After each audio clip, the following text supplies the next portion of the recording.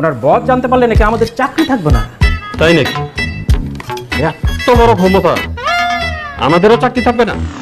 ডাকেন, আপনার কোন বস আছে তাকে ডাকেন, দেখি তার কত বড় ক্ষমতা। থানায় আসতে হইলো কেন? তোর কারণে আমার থানায় আসতে হইলো কেন? আমি থানায় আসি না, থানা আমার বাসায় যায়।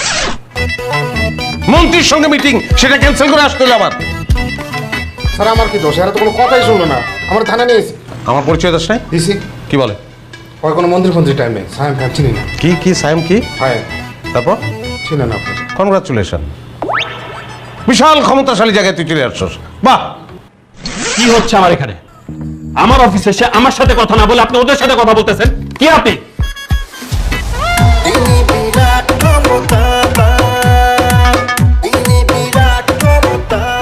আপনার অনেক সাহস এবং আপনার সাহস অজ্ঞতা প্রসূত।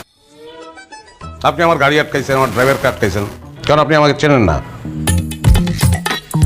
সায়ন চৌধুরী, সিআইপি, আপনাদের থেকে অনেক বড় বড় হেডওয়ালা অফিসারদেরকে স্যার বাম পকেটে নিয়ে ঘোরেন। মন্ত্রী সুলতান মাহমুদ, আমার চাচা, মন্ত্রী ফিরোজ আলম, আমার ফুপা, আপনাদের আইজি ডিআইজি সবাই স্যারকে সমীহ করে চলে, আর আপনি স্যারকে থানায় আসতে বাধ্য করছেন। How dare you! এই কথা বলো না, এত কথা বলো কেন? বেশি কথা বলো তুমি। জি স্যার। প্রত্যেকটা সেকেন্ডের দাম আছে, সামান্য একটা গাড়ির জন্য এত সময় তো আমি দিতে পারবো না। ফালতু। স্যার মন্ত্রী কল করেছে। আগেরটা আগে, ভূমিমন্ত্রী টাইম নেই, বাদ দাও। স্যার লাঞ্চের দাওয়াত দিয়েছে। বাদ দাও। জি স্যার। ডিআইজি পারভেজকে ফোন দাও। আমরা মনে হয় ভুল করে ফেলছি স্যার। আসসালামু আলাইকুম স্যার, আপনার সাথে কথা বলবেন স্যার। ওয়ালাইকুম আসসালাম। আমি সরি আপনাকে ফোন করতে বাধ্য হলাম। আমি চাই একজন ওসি সাসপেন্ড হোক, এবং সেটা রাইট নাও। না, তাকে সাসপেন্ড কেন করতে হবে সেটা শুনবেন না আপনি?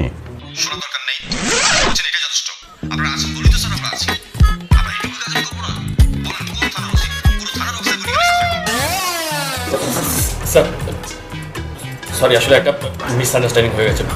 I am extremely sorry sir. আচ্ছা, আমি আপনাকে পরে জানাচ্ছি।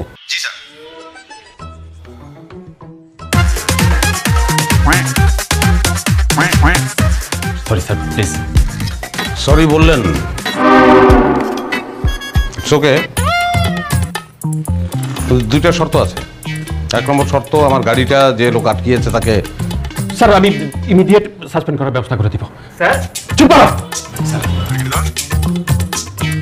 চলো মতিন। শর্ত হচ্ছে আপনাকে জরিমানা গুনতে হবে 10 লক্ষ টাকা। আপনি যদি আপনার চাকরি বাঁচাতে চান তাহলে ইমার্জেন্সি এই অ্যাকাউন্টে টাকাটা পাঠিয়ে দিবেন। It's your punishment. আসি।